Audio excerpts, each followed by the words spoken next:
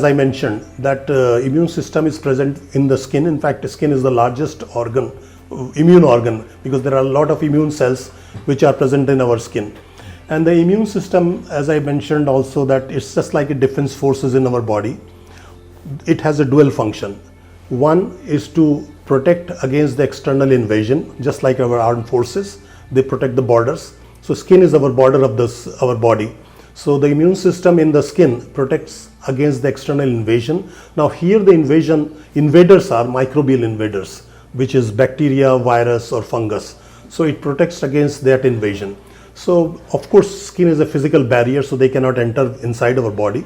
But if there is any damage or trauma or any wound, they might enter. That's why there was a cut and wound, there could be a possibility of infection. So as soon as this microorganism they enter in our body, the immune system reacts against that. And when immune system reacts, that's the process we call as inflammation. That's why there is a swelling, there is a redness, there is a pain.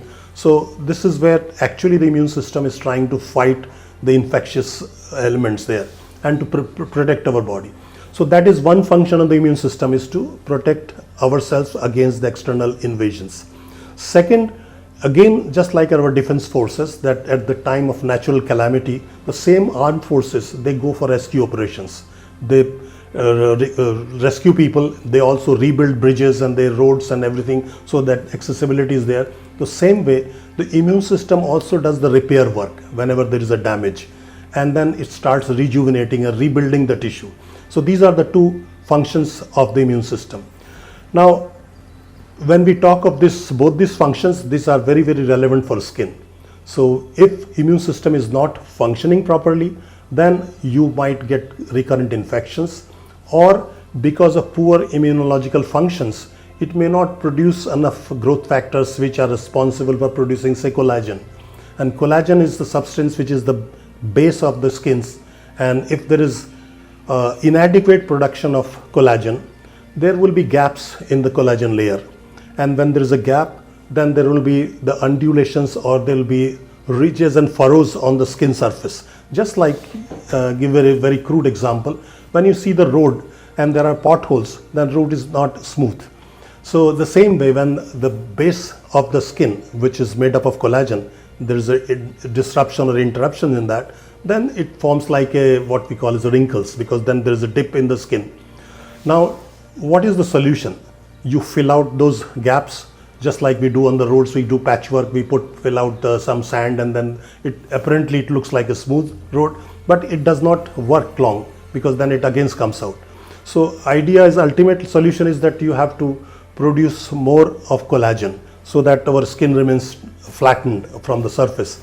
So that production of collagen depends on the immune system, because immune system job, as I mentioned, that is to repair. So immune system produces certain growth factors which act on the cells which are called fibroblasts, which are also present in the skin, and they produce collagen.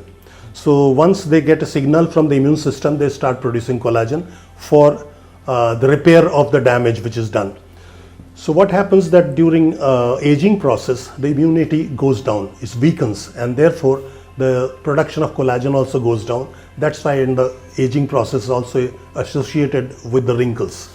So what is the solution? That if you reactivate or enhance the immunological response, then you will produce more collagen and all these wrinkles will disappear.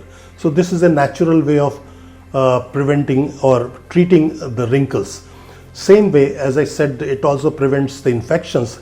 Like for example, acne. Acne is nothing but an infection, it's a bacterial infection, because of the overproduction of our sebaceous glands, which are produce oil, which are blocked, and that's the time that our bacteria gets into that and starts multiplying. And that's how you see the inflammation and the acne. Now, when we are talking of acne, there are multiple things. Like one is the bacterial infection, second is the inflammation. Both the situations immune system can handle. On one side, the immune system would eliminate the bacteria. Other side, it will also reduce the inflammation. So that's the way it takes care of the acne. But when the immune system is not functioning properly, then the acne will happen. So all this situation, all the skin care conditions, whichever you are talking about, it happens because either immune system is not working properly, or if the immune system is hyper functioning, it's overdoing its job, then it could cause the damage to the skin also. For example, eczema, rashes, or even autoimmune disease like psoriasis and diseases like that. It caused because of the hyperfunctioning of the immune system. In those situations, we need to reduce the immunological responsiveness, or in other words, we say down regulating the immunological functioning. So on one side, you need to upregulate or increase the immunological functioning. Another side, you need to down regulate or reduce the immunological functions. So depending on which situation we are handling, we need to handle the immune system.